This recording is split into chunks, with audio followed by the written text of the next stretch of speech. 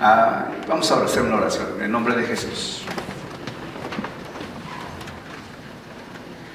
Señor, permítenos hacer lo que dijo el pequeño Samuel en el Antiguo Testamento, cuando tú le querías hablar y él no sabía o no entendía que eras tú el que le estaba hablando. E iba corriendo a ver al sacerdote para que le dijera qué es lo que quería, pero el sacerdote le dije: yo no te llamé. Hasta que le dijo: cuando te hable, di estas palabras: habla, que tu siervo oye. Y que así sea nuestro corazón el día de hoy. Habla a tu pueblo y que nosotros podamos escuchar tu palabra. En el nombre de Cristo Jesús. Amén. Viviendo bajo la gracia de Dios, la segunda parte del capítulo 6, del 7 al 18. Sembrando y cosechando en el reino de Dios. Ese es el tema que voy a tratar. Y empieza con este versículo: no se engañen, de Dios nadie se burla, cada uno cosecha lo que siembra. Nuestras acciones tienen consecuencias, al igual que nuestras actitudes. Cuando habla aquí la palabra de Dios, habla acerca del concepto de sembrar y cosechar, ¿no?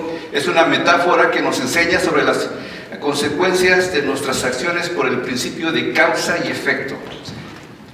Este principio no solo se aplica a nuestra relación con Dios, o sea que cuánto tú buscas de Dios es cuánto tú vas a recibir de Dios.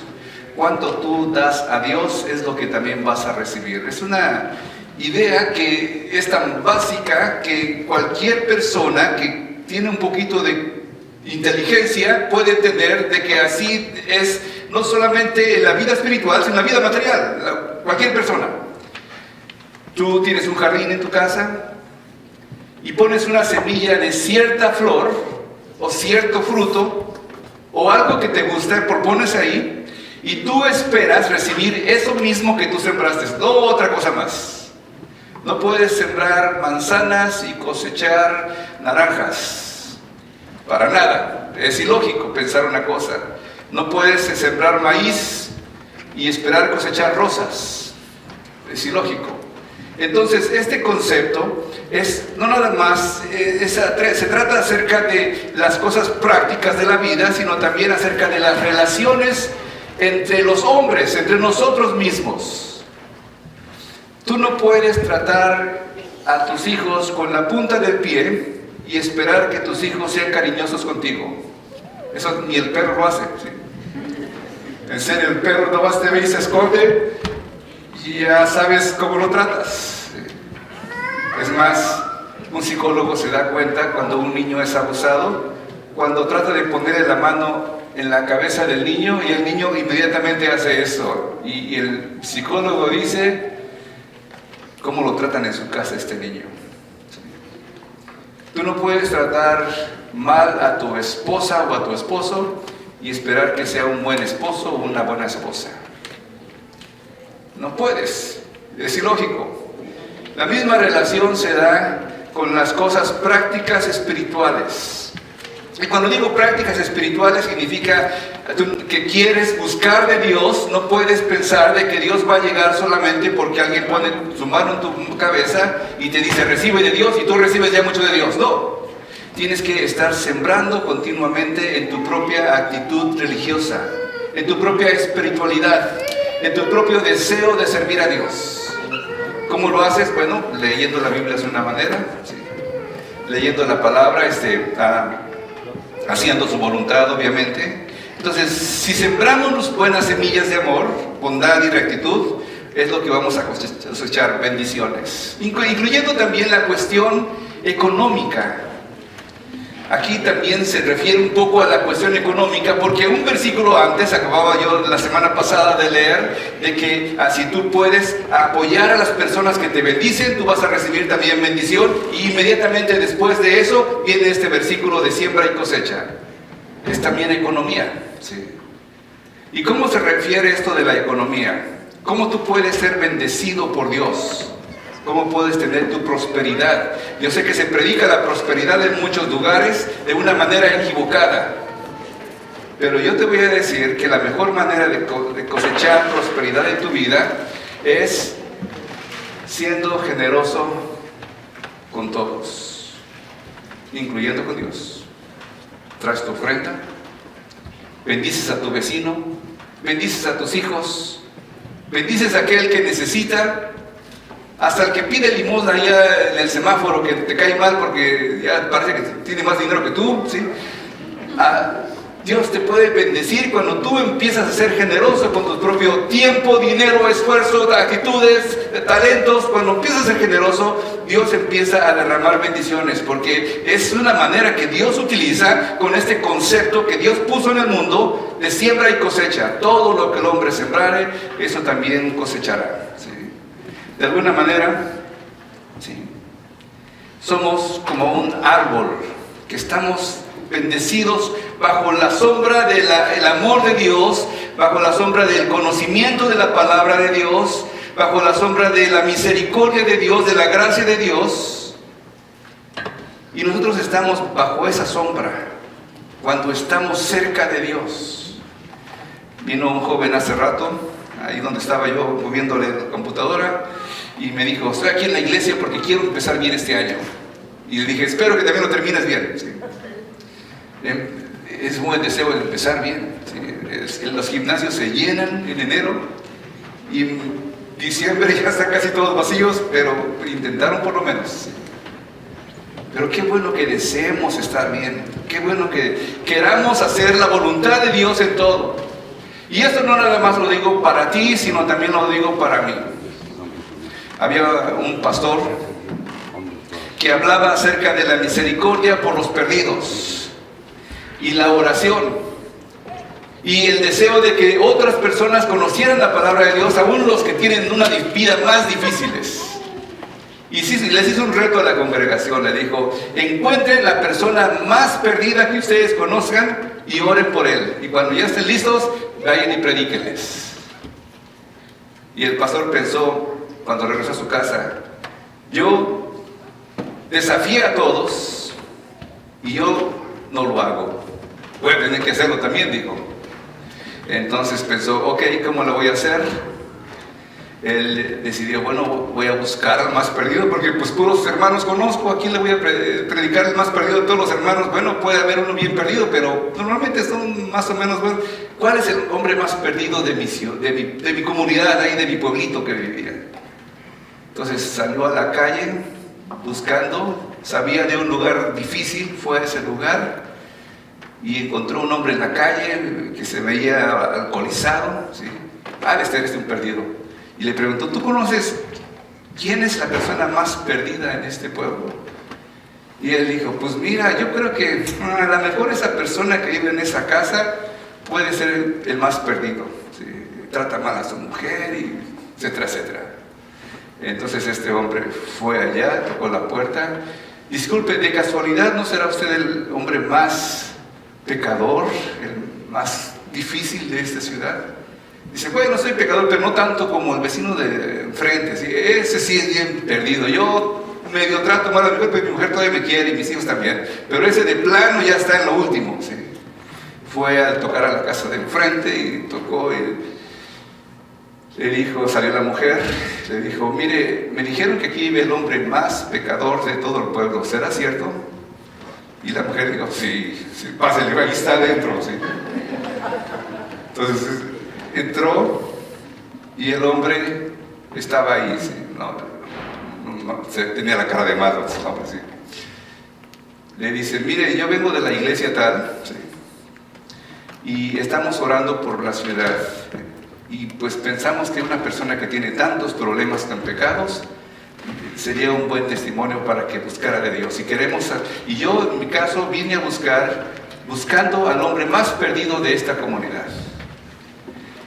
Y el hombre se ríe un poco y le dice a su mujer: dile que te dije hace 5 minutos.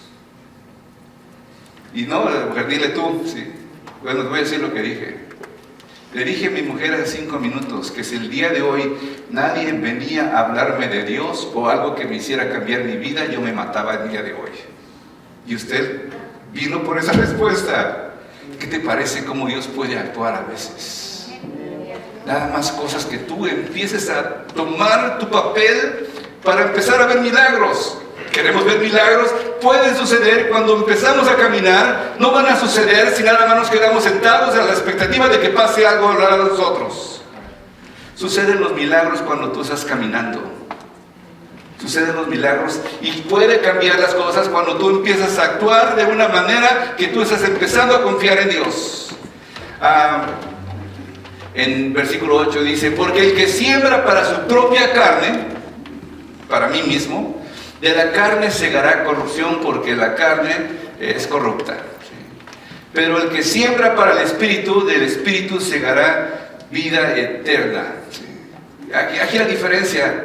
Somos sembradores, todos los que estamos aquí somos sembradores. Estamos sembrando en algo, ya sea buenas semillas o malas semillas. ¿Y cómo te das cuenta que estás sembrando? Bueno, ¿en qué utilizas tu tiempo? ¿En qué utilizas tu tiempo? ¿Qué es una prioridad para ti?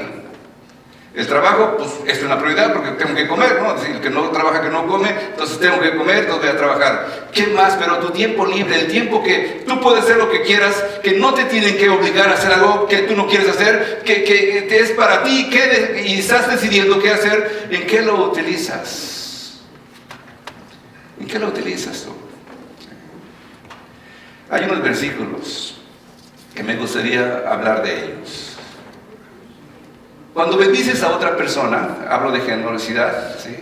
Y tú no eres el pastor, tú no eres el profeta, tú no eres el apóstol, tú no eres el maestro, tú no eres el evangelista, pero estás apoyando ministerios así. En la palabra de Dios dice que el que recibe un profeta, Mateo 10, capítulo 10, versículo 41, el que recibe un profeta, por cuanto es profeta, recompensa de profeta recibirá. Y el que recibe a un justo, por cuanto es justo, recompensa de justo recibirá. Y te vas a llevar unas sorpresas bien grandes en el cielo. Recuerdo la historia de una mujer, ¿sí?, que no gastaba para nada. Iba a la iglesia, muy fiel, apoyaba la obra de Dios, su diezmo siempre. Y recibía cheque de pensión del esposo, y aquí y allá. Debería tener suficiente, pero siempre vivía como pobrecita la mujer. Los parientes esperaban que se muriera para ver cómo le sacaban el dinero. Se murió la mujer. Fueron a su casa de ella a buscar los tesoros. Buscaron abajo del colchón, no encontraron nada. Cuando abrieron los cajones, lo único que encontraron fueron un montón de cartas. Cartas de misioneros que le decían: gracias, mis hijos estaban enfermos y estuvimos orando para que alguien, Dios, tocara su corazón y nos apoyara, y usted nos apoyó. Encontraron cartas de información de personas. Esta mujer había estado invirtiendo por toda su vida, no había gastado tanto dinero que podía haber gastado haciendo tantas cosas, pero lo había invertido en el reino de Dios, y cuando llegara a la casa de Dios, yo seguro que ahí va a recibir una gran bendición, porque ella fue una sembradora en diferentes ministerios. Tú puedes también sembrar. No tienes que ir a la China. Puedes apoyar a un chinito que está por allá predicando, y como si estuvieras en la China predicando. Puedes apoyar a un joven que está queriendo estudiar la palabra de Dios y decirle: te ayudo con el pago de tu seminario, porque no son baratos, no son gratis. Hay que pagar también para estudiar, para ser pastor. Y decir: yo te apoyo con eso. Tú estudia y yo te ayudo, te apoyo. Eso me dijeron algunas personas a mí, y algunos lo cumplieron, ¿sí? Pero dice otro versículo, 2 Corintios 9, 6 al 10. Pero esto digo: el que siembra escasamente, o sea, escasamente significa una semilla, ¿verdad? O un par de semillas. Tú pones en tu jardín un par de semillas, y entonces también segará escasamente. No vas a tener más que 3 semillas que pusiste, te van a salir 3 ramitos por ahí, ¿sí?, de lo que hayas plantado. Pero el que siembra generosamente, generosamente también segará. Cada uno dé como propuso en su corazón, no es por tristeza ni por necesidad, porque Dios ama al dador alegre. 2 Corintios 9, 6 al 7. El 8 dice: a Dios Todopoderoso puede darles muchas cosas, a fin de que tengan todo lo necesario y aún les sobre. Fíjate, te puede dar muchas cosas y aún te sobre. Así podrán hacer algo en favor de otros. Eso es lo que dice la palabra de Dios en una versión más moderna. Como dice la Biblia, refiriéndose al que es generoso, siempre que ayude a los pobres lo hace con generosidad y en todo sale triunfante. Dios da la semilla al que se siembra y el pan al que nos alimenta. Así también les dará a ustedes todo lo necesario y hará que tengan cada vez más para que puedan ayudar a otros. Les hará ricos para que puedan dar mucho. Así serán más los que den gracias a Dios por el dinero de ustedes que van a reunir y que van a enviarlos de lo que vamos a llevar. Estaban ayudando a una iglesia en Jerusalén, esta iglesia a Corinto, estaban trabajando para hacer eso. ¿Sí? Entonces, asociando estos dos versículos, si tú siembras generosamente, vas a cosechar generosamente. Lo he visto en lugares donde he estado compartiendo la palabra. Las personas que son más fieles en la congregación con sus ofrendas y diezmos son las personas que regularmente les va mejor y son más estables económicamente. Y las personas que no le sacas ni un peso son las personas que están continuamente con dificultades. Eso es mi experiencia solamente. Un versículo más. No nos cansemos, no desmayemos de hacer el bien, pues a su tiempo segaremos si no nos cansamos. Si no nos cansamos, segaremos. Entonces Pablo afirma entonces que no nos debemos de cansar o desmayar. ¿Sí? Agotarse es la palabra que utiliza en el griego, agotarse. No nos agotemos. A veces es cansado estar sosteniendo una obra por tanto tiempo, así como a veces es cansado apoyar a tus padres que ya son ancianos y dices, ¿a qué hora se va a morir? Porque ya es mucho dinero. ¿Sí? Así como también las madres es cansado educar a sus hijos, porque son pequeños y pues nomás comen y no hacen nada, ¿sí? Nomás comen y comen, ¿sí? Y hacen popó y otras vuelven a comer, ¿sí? Y tú dices, ¿cuándo se va a acabar? ¿Cuándo va a crecer? ¿Sí? Así dice el apóstol Pablo, no se cansen de ser generosos, de darse a sí mismos. Satanás es un instigador que hará que nosotros nos agotemos de lo que estamos haciendo. ¿Sí? Tratará de ponernos cosas negativas en vez de mirar a Dios. Nos va a querer desanimar. Fíjate lo que hace Satanás. ¿Sí?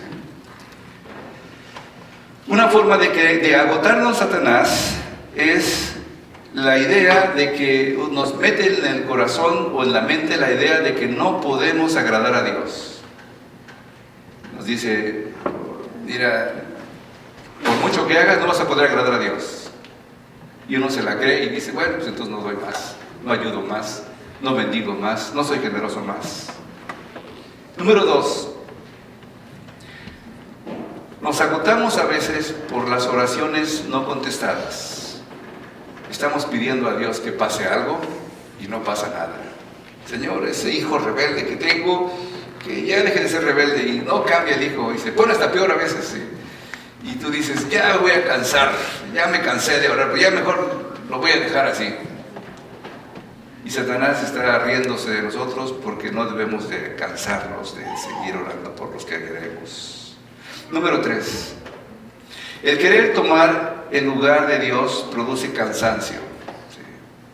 Cuando tú quieres que algo pase y tú lo haces de tal manera que tú mismo estás casi obligando a Dios que lo haga y tomando el lugar de Dios, déjame decirte, no va a pasar nada. Porque no debemos tomar el lugar de Dios.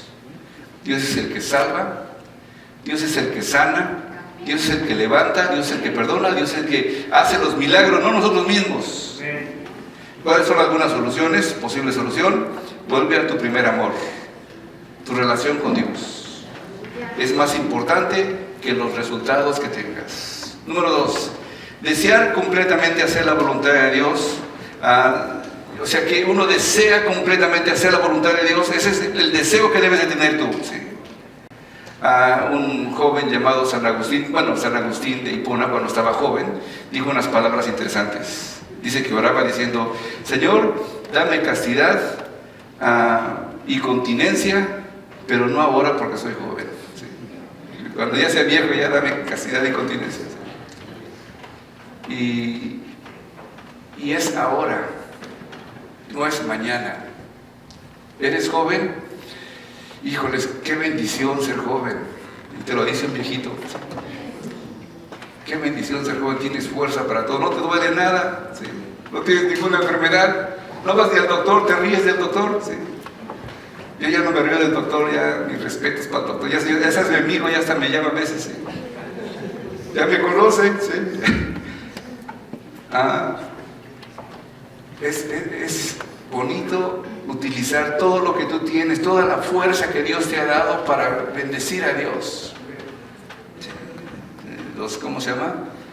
Los envidio con envidia santa. ¿Sí? Yo quisiera ser joven otra vez, pero ya no puedo tan fácil, ¿sí? Y número 3, ¿cómo podemos no cansarnos? Empieza a agradecer en todo lo que estás haciendo. Cuando digo agradecer, significa dile gracias a tu esposa cuando te da de comer. No, ok, ya, ni dices nada, ya terminé, ni le das una sonrisita de perdida, ¿sí? Y la mujer, si le dices gracias continuamente, hasta lo hace con más cariño y hasta te echa un poquito más, ¿sí? Entonces te conviene decirle gracias de vez en cuando, ¿sí? Y también las mujeres, díganle gracias a su marido: oye, gracias marido, porque sales todo el día a trabajar con tanto frío y aún así sales a trabajar. Qué buen marido eres, gracias a Dios por ese marido. El marido hasta sale más contento, ¿sí? Y regresa con algo que te bendiga ¿y por qué? Porque tú sembraste algo en la vida de ese marido y si le dices ya lárgate a trabajar flojo y lo tiras de la cama, no va a regresar un día, entonces ten cuidado, ¿sí? Uno siembra, uno va trabajando en cosas pequeñas que se van haciendo grandes. Y déjenme darles un ejemplo, ¿sí? Ahí están mis hijos cuando tenían 10 años, tocando en el grupo de alabanza, ¿sí? Un poquito más, una foto más cercana. Son mis hijos, Pablo y Nita. Y yo recuerdo la primera vez que los puse a tocar aquí, que dieron un especial. Torre Fuerte es el nombre del Señor, y lo hacían con un dedito, y nada más con un dedo, ¿sí? Ahorita los ves y dices: ay caramba, qué buenos músicos son estos hijos del pastor. Son excelentes músicos. ¿Y tú crees que no cuesta levantar un ministro de esa manera? Que salen de la noche a la mañana, que aparecen y caen del cielo y ya están todos listos. Si quieres tener hijos de bendición, tienes que invertir en ellos. Tampoco fue de que tienen el talento y apareció el talento en ellos y empezaron a tocar solos. No, pagamos clases para que ellos aprendieran. Los llevábamos a las clases, los regresábamos otra vez. Mi esposa es la que más ha trabajado en eso. Si tú quieres tener a alguien que sirva a Dios, y alguien que vaya a hacer algo importante, tienes que sembrar en él, en ellos. Y no es de un día para otro. Estoy orgulloso de mis hijos. Son de bendición, sí. No me avergüenzan estando aquí enfrente. Esa es una gran ganancia, ¿sí? Es más, es una de las cosas que la Biblia dice, que si alguien quiere ser pastor, tiene que tener en orden su casa, ¿sí? Entonces, gracias a Dios por la buena esposa y los buenos hijos que Dios me dio. Pero han costado también. Han costado de vez en cuando quitarme el cinturón, ¿sí? Y decirle: no quieres, venga, tenemos una plática pendiente tú y yo y mi cinturón, nada más los tres, ¿sí? Los saco de donde están comiendo del restaurante, los llevo al baño y regresan bien contentos los niños, hasta el postre se comen, todo se comen, ¿sí? Porque tenemos buenas pláticas, ¿sí? Puede costar, pero vale la pena educar y trabajar en ellos. Vale la pena dar tiempo a ellos. Y les digo que es importante. Yo sé que estamos en Estados Unidos y estamos contagiados de una mentalidad materialista. Más. Yo quiero más. Me ofrecieron otro trabajo, pues voy a tomarlo porque es más dinero. Ya voy a tener otro carro. Lo voy a cambiar el viejo, la carcacha que tengo por uno nuevo, ¿sí? Voy a cambiarme del apartamento que tengo a una casa nueva y queremos más. Pero no podemos sacrificar a nuestros hijos por eso que tú quieres más. ¿Cuántos dicen amén? De veras, hermano, hermana, no sacrifiques a tus hijos. Son los que al final de cuentas, cuando seas viejo, te van a hacer sentirte orgulloso o derrotado por la vida que has hecho. ¿De qué sirve una persona tener una casa al lado del lago con un carro último modelo si sus hijos están bien perdidos de quién sabe qué cosa? ¿De qué sirve? Es mejor tener hijos que te puedan sentir contento. Trabajar es difícil, te digo. Yo les hablé la semana pasada de una iglesia que les pedí a los hermanos, creo que fue el mes completo, denme su quincena, pero 2 quincenas, un mes completo para echar el techo. Ese es el templo que construimos, 9 por 21, 210 metros, el techo que nos costó echarlo ahí. Estaba difícil. Fue un trabajo bien difícil y cansado. Me tardó 3 años levantar un cajón así. Y cuando echamos el techo, ya teníamos el dinero, contratamos un arquitecto para que nos ayudara, traía una mezcladora, nosotros echábamos la cal y la arena y la grava y el cemento y con agua y la revolvían y la echabas, entonces la echábamos al hombro, la echábamos al siguiente escalón, hasta que llegaba hasta arriba. La congregación no era mucha, era pequeña, como de unos 30, 40 adultos. Si pedimos ayuda a otra iglesia que vino también, vinieron otros 20 más y ya éramos como 40 personas trabajando duro. Pensamos que lo íbamos a hacer en una noche, empezamos a las 6 de la tarde porque estaba el verano bien caliente, entonces queríamos hacerlo cuando no estuviéramos tan caliente el sol, entonces lo hicimos de noche y a las 8 de la mañana ya no podíamos y estaba que nos faltaban como unos 50 metros cuadrados todavía. Y el arquitecto ya estaba tan cansado, el pobre arquitecto también, de toda la noche estar dándole a la máquina esa, que nos decía, venimos mañana. Y decimos, no puede ser mañana, porque mañana ya no pega la parte del techo con la otra parte del techo, tiene que ser hoy. Y no sabíamos qué hacer. Sí. Pero hoy se construyó. Vino otra iglesia más que fuimos a buscar los hermanos. Estos hermanos vinieron sin cobrarnos también. Vinieron, nos ayudaron en el último jalón. Las hermanas eran más trabajadoras que los hombres. Los hombres hasta se avergonzaban de que las hermanas tenían más fuerza que los hombres. Se iban a esconder por ahí a echarse un sueñito y veían a las hermanas y regresaban porque decían, esas hermanas pueden más que yo, ¿cómo es posible? Se avergonzaban de las hermanas que, como dijo una hermana que conocí hace poco, eran todo terreno. ¿Sí? Buenas para trabajar las hermanas. Ahora ya está, esa foto que tengo en la parte de abajo, es una foto del servicio del pasado domingo. Lo saqué de las proyecciones que hacen. Ese es el templo que me costó. Cuesta, cualquier cosa que tú vas a hacer, cuesta trabajo, dedicación. Solamente no tienes que cansarte. Solamente tienes que seguir adelante en hacer lo que Dios te pone en tus manos a hacer.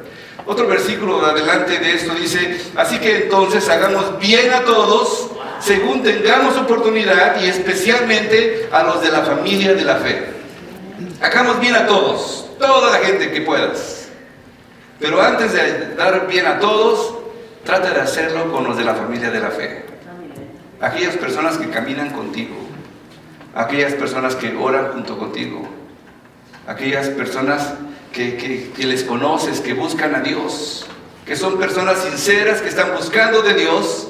A esas personas es lo mismo que una persona, que cualquier persona natural de entre nosotros, si tiene hijos, antes de bendecir a los hijos del vecino, tiene que bendecir a sus propios hijos. No puede darles de comer a los vecinos del vecino y olvidar que comen sus hijos. No puede hacerse. Hay una expresión en México que dice, candil de la calle y oscuridad en su casa. ¿No la has escuchado? Se la pasa ayudando a toda la gente y en su propia casa están todos mal. Sí. Antes de ayudar a otros, dice en la Biblia, ayuda a la gente de la fe. Sí. Compromiso, bondad, asistencia a los demás. Y dentro de esta idea, sí, Bueno, ahí estábamos el día de la, ¿cómo se llama? La rosca, hace como 2 semanas atrás. Interesante eso de la rosca. Es redonda, como si fuera la corona de un rey, ¿sí?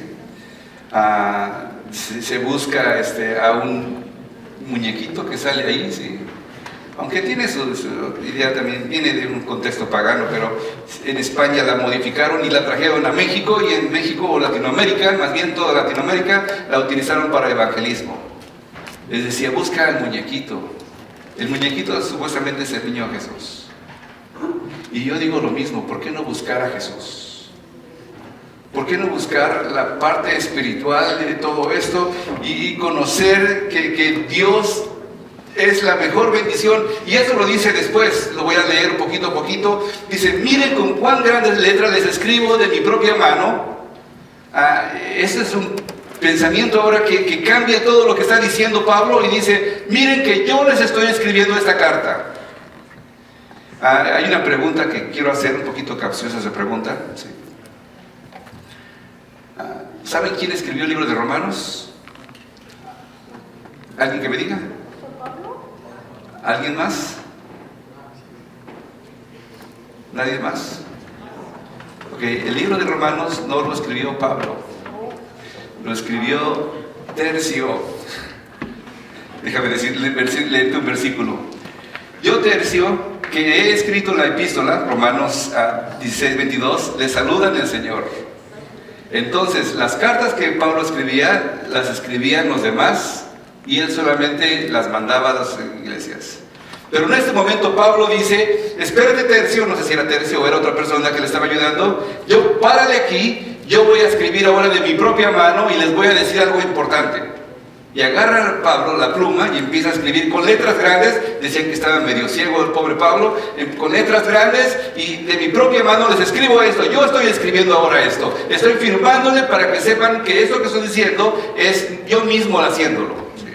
Es más, en otro pasaje que está en 2 Tesalonicenses 2:2 dice que no pierdan la cabeza ni se alarmen por ciertas profecías ni por mensajes orales o escritos, o sea, cartas supuestamente por nosotros, que digan que ya llegó el Señor. Es otro pensamiento diferente, pero decía Pablo, que no les engañe nadie de que yo escribí una carta y yo no la escribí, pero aquí yo la estoy escribiendo y les digo esto. Sí.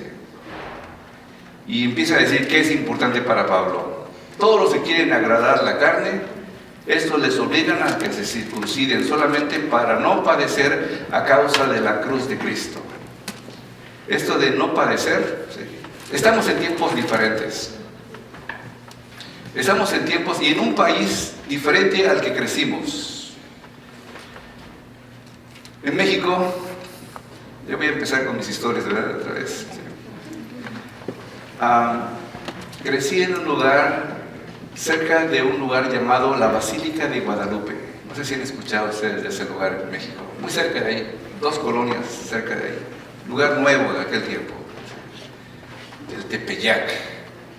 Ahí a veces hacen carreras ahí, montes que están al lado de ahí. Pero en un tiempo donde ser cristiano era un motivo de persecución. Persecución no tan grave como en otros lugares. Persecución, sobre todo siendo un niño, yo creciendo en ese lugar, ¿sí? Los niños, cuando íbamos a la escuela, regularmente vas con un grupo de amigos ahí platicando, de repente pasábamos por una iglesia católica y todos se persinaban ahí, ¿sí? Y yo no, porque no era mi costumbre. Ok, quiero decir también acerca de persinarse, no tiene nada de malo persinarse. No hay ninguna palabra en la Biblia que diga que persinarse sea pecado. Simplemente no es costumbre de la iglesia cristiana y no lo hacemos. Pero no es pecado tampoco. Si alguien lo quiere hacer y lo está haciendo y lo sigue haciendo, no hay problema, puede seguir haciéndolo. Pero como yo no me persinaba porque no era mi costumbre, ¿sí? Me decían que era el diablo y ahí me daban unas revolcadas tremendas. Y luego, para terminar de arruinar el asunto, llegaba a mi casa todo revolcado y mi papá me daba también otras tremendas llegas por llegar todo mugroso, ¿sí? ¿Qué andas haciendo revolcándote? Págatelas, me daba de nuevo, ¿sí? Me daban doble, ¿sí? En un tiempo en el que ser cristiano era ser señalado por cualquier persona de tu calle. Era el único cristiano en mi calle yo. La familia mía era la única persona cristiana. Y continuamente nos apedreaban el techo de la casa. Los que se creían muy espirituales, supongo, de otra religión, agarraban piedras y la tiraban contra la casa donde yo vivía. Ese es el tipo de crecimiento que yo tuve para ser lo que soy el día de hoy. Una persona que decidió por un tiempo dejar todo eso porque dije, yo voy a ser como ellos para que no me hagan lo mismo. Y por un tiempo lo hice. Pero luego me di cuenta, no, ese no es mi lugar. Mi lugar es cerca de Dios. Aunque los demás me rechacen, aunque los demás me persigan, yo voy a seguir a Dios como soy. ¿Sí? Ahorita es más fácil. Ahorita ya aquí en Estados Unidos sobre todo, nadie te ve feo por ser cristiano. Nadie te señala. ¿Sí? Es una palabra que también se menciona en esta parte de la Biblia. Dice, déjame dónde está esta palabra. Versículo 17, porque de aquí en adelante que nadie me cause molestias, porque yo traigo en mi cuerpo las marcas del Señor Jesús. Las marcas. Las marcas, la palabra en griego que se utiliza es stigma. Y se escribe así, con ese stigma. Yo sé que como hispanos le cambiamos a todas las S y le ponemos una E enfrente o al lado, ¿sí? Decimos estigma, ¿sí? Así como decimos también cuando dice stab, decimos stab, o cuando dice sprite, decimos sprite y le ponemos una E, ahí en el griego ni en el inglés está, pero así nos acostumbramos nosotros. Pero estigma es una persona que ha sido marcada y está señalada por el resto de la comunidad por algo que hizo. Si alguien tiene una marca en la cara o el pie o la mano, tiene un estigma, tiene algo, o salió embarazada antes de casarse, tiene un estigma. En el tiempo que yo crecí, ahora ya es lo más normal, pero en el tiempo que yo crecí era un estigma, era algo que no debía hacerse. Y era señalada y era continuamente bullying por algo que estaban haciendo. Y Pablo decía, yo tengo ese estigma. Yo tengo las marcas de cuerpo y significaban, yo he sido perseguido por tener una relación con Cristo, por predicar la palabra de Dios. Yo he sido perseguido, he sido abandonado, he estado en la cárcel, he estado en naufragios, he estado siendo perseguidos, he estado de todo, he sido tenido latigazos en mi cuerpo, he sido golpeado, he sido de todo por causa de Cristo. Y si nosotros nos pasaran por una cosa así, ¿cuánto seguiríamos adelante? ¿Sí? Y con eso quiero ya ir terminando. ¿Sí? De aquí en adelante nadie me causa molestias porque yo traigo en mi cuerpo las marcas de Cristo. Persecución. Otro pasaje que quiero también hablar de él es por no padecer persecución a causa de la cruz de Cristo. ¿Sí? La cruz de Cristo. Y cuando hablo de la cruz de Cristo, ¿sí? Básicamente significa la cruz un símbolo de muerte. Era un instrumento de ejecución. Ese instrumento de ejecución fue utilizado en Cristo para pagar por nuestros pecados. Si alguien quiere decir, pues yo me la estoy pasando mal por ser cristiano, no se puede comparar con Cristo.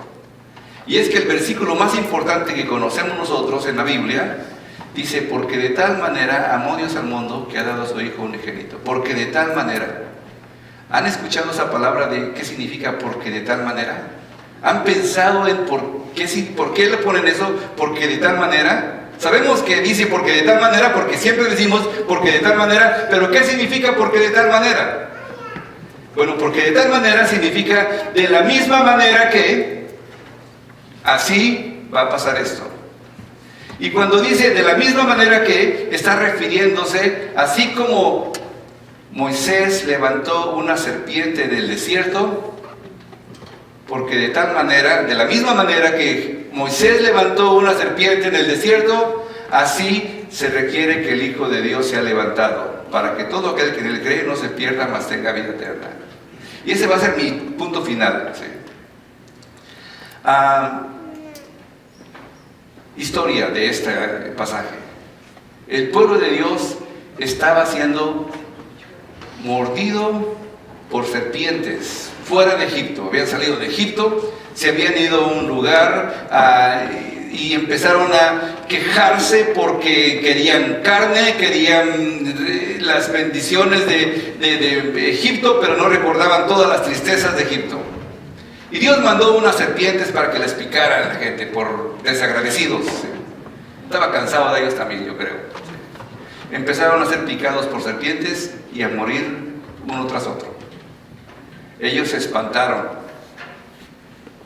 Pidieron ayuda a Dios y a Moisés. Moisés, ayúdanos, mira, nos están matando esas serpientes, de donde quiera salen las serpientes, y estamos muriendo, mis hijos, mi hijo murió, mi pariente, mi tío, mi abuelito, y te está muriendo la gente, haz algo. Entonces Moisés va con Dios. ¿Qué hago, Señor? La gente se está muriendo aquí en el desierto. Y Dios le da instrucciones. Pon un madero alto, y encima del madero hazte una serpiente de bronce, que brille, dijéramos, un poquito, parece oro pero no es oro, ¿sí? Que brille, ¿sí? Y ponla encima del madero. Y he aquí que cuando alguien sea mordido por la serpiente, vaya a donde está esta madera alta con la serpiente arriba y vea la serpiente, ya no va a morir. Y posiblemente muchos no lo creyeron. Eso no puede pasar. Pues ¿qué puede hacer para nosotros? Nada más ver una serpiente allí arriba de un madero. ¿Qué puede hacer por nosotros? No me inyectaron nada, no me tomaron nada, no me dieron un tecito, no me hicieron que caminara por tanto tiempo, no me hicieron un sacrificio. Nada más era ver la serpiente que estaba arriba del madero y de esa manera iba a ser sanado.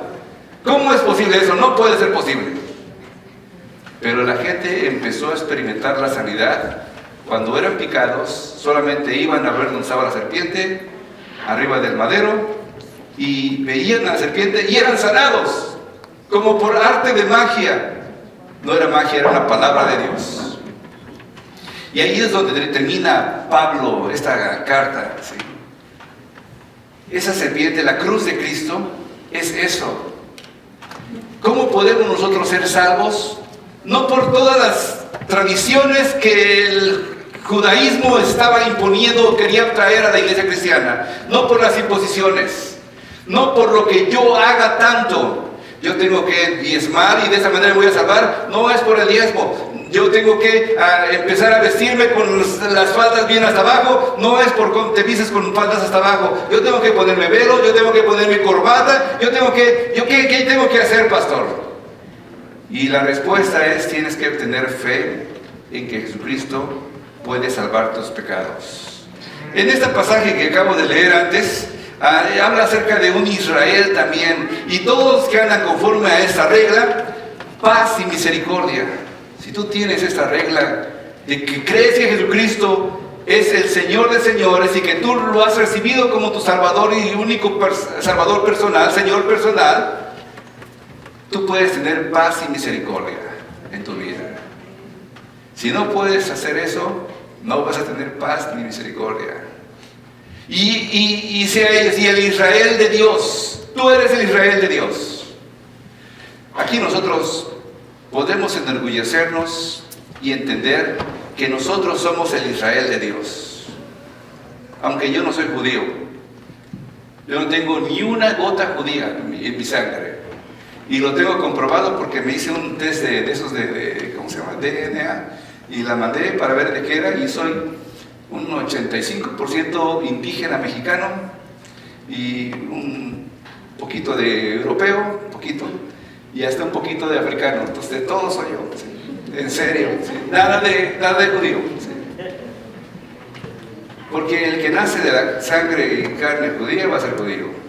Pero cuando habla aquí del Israel de Dios, un día yo nací de nuevo. Yo le dije al Señor Jesucristo: perdona mis pecados, Señor. A lo mejor no hice tanto mal, pero soy malo.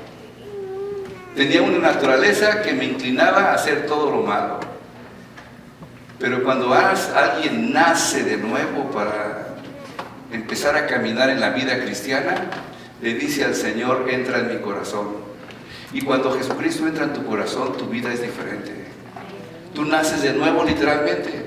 Tú eres una nueva criatura, tú eres parte del Israel espiritual. Tú no tienes que estar haciendo tantas cosas para ir al cielo y para estar cerca de Dios, porque tú ya has nacido de Dios. Porque tú tienes ahora poder para poder lograr las cosas que no podías antes. Porque el Espíritu Santo mora dentro de ti y puede hacerte, darte fuerzas para poder lograr lo que tengas que lograr. Esa es la parte espiritual de la vida cristiana. Cuando nosotros podemos tener fe en Jesucristo y decirle al Señor, Señor, ayúdame en esto que estoy pasando. Último ejemplo que voy a poner. Una joven me dijo, en ese pueblito donde hice esa iglesia, ahí estaba yo predicando, a una muchacha, por causa de que estábamos trabajando en cierta cosa juntos con ¿cómo se llama? El censo, me contacté con otras personas, me pusieron como supervisor y entonces tuve conversaciones con algunas de esas personas. Y me dijo una chica, Joel, yo sé que tú eres el pastor de esa iglesia. Y yo no voy a esa iglesia, me dijo esa chica, porque allí en esa iglesia les prohíben bailar, les prohíben fumar y tomar y tener muchos novios. Y a mí me gusta tener muchos novios, fumar, tomar y ir a las fiestas. Entonces yo no voy a esa iglesia porque ahí prohíben eso. Y le dije, pues yo soy el pastor y yo no prohíbo eso. Y se queda así con los ojos grandes. ¿De veras no prohíbes eso? Entonces voy a ir a tu iglesia, ¿no? Que estaba pensando, yo creo. No, yo no les prohíbo nada. Yo lo que les digo es que un día cada uno de ellos conscientemente le dijo a Jesucristo, Jesucristo, entra en mi corazón. Y creo que Jesucristo los oyó. Y creo que Jesucristo está en su corazón. Y si Jesucristo está en su corazón, si Jesucristo iría a esa fiesta, pues yo voy a esa fiesta también. Si Jesucristo estuviera de borracho, yo también iría de borracho. Pero serio, no estaría de borracho a Jesucristo. Si Jesucristo estuviera de novio en novio, de novia en novia, yo haría lo mismo. Yo les digo a ellos y les recuerdo continuamente que tienen a Jesucristo en su corazón. Y cuando tienen a Jesucristo en su corazón, van a guardarlo para que se quede ahí. Vamos a orar para terminar eso.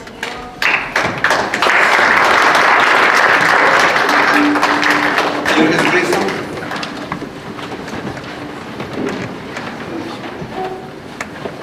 quédate en nosotros, Señor. Señor, enséñanos a ser generosos. Enséñanos a sembrar abundantemente. Enséñanos a tener misericordia de aquellos que necesitan misericordia. Enséñanos a poder hablar con las personas que nadie habla con ellos. Enséñanos a ver como tú ves, hablar como tú hablas. Usa nuestras manos como tú usarías nuestras manos para bendecir a otros, para acariciar, para levantar. Usa nuestra inteligencia para pensar en cosas que nos edifiquen y no que nos destruyan. Usa nuestro tiempo, usa nuestra vida y ayúdanos a levantarnos de cualquier situación difícil que nos encontremos. En el nombre de Cristo.